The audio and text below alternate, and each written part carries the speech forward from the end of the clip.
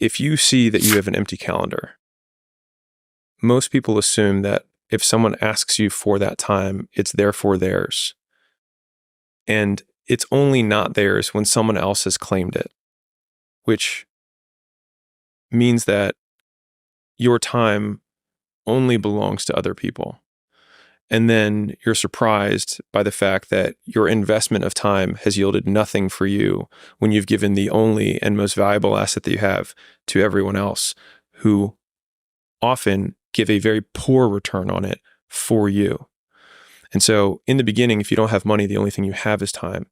And so that is the only thing it's the only currency you can spend to improve yourself or get closer to your goals. And so if that's the one currency you have, then why on earth would you give it away? I think it's genuinely right to say that your calendar is a better measure of your wealth than your bank account. It's also the easiest way to know where someone's going to be in 5 years or even a year. How so? You just see where they're investing their time, and you can predict like more accurately what their life is going to look like in a year based on what they're doing today. And it's a good thing, for us.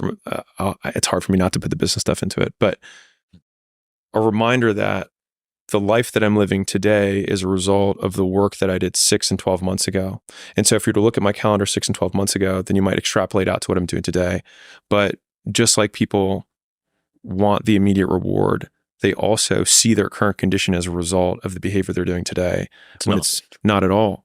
And so that's why I think having, in some ways, a very vivid imagination of, like, this is where I think the benefit of, quote, visualization comes into play. I don't see it as much as a benefit for like, oh, I have to imagine this thing to happen.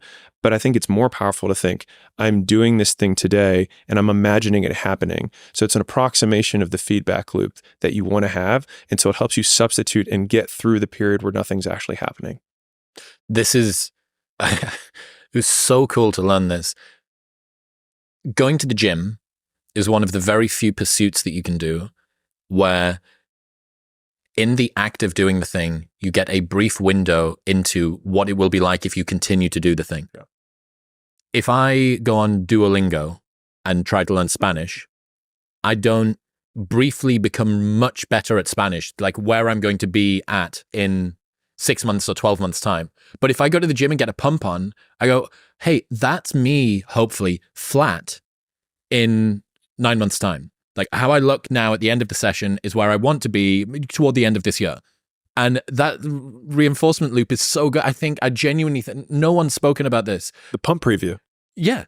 But like that, I think, is the feedback mechanism that makes the gym so compelling. It's one of the reasons why it makes the gym so compelling. You get this brief window into a future version of you and you go, fucking, dude, my delts look fucking awesome. I can't wait for that to be how I look when I wake up on a morning. And you go, okay, that's how I'm going to get that. And that's why it's so gratifying, right? It works in the moment and it works over the long term.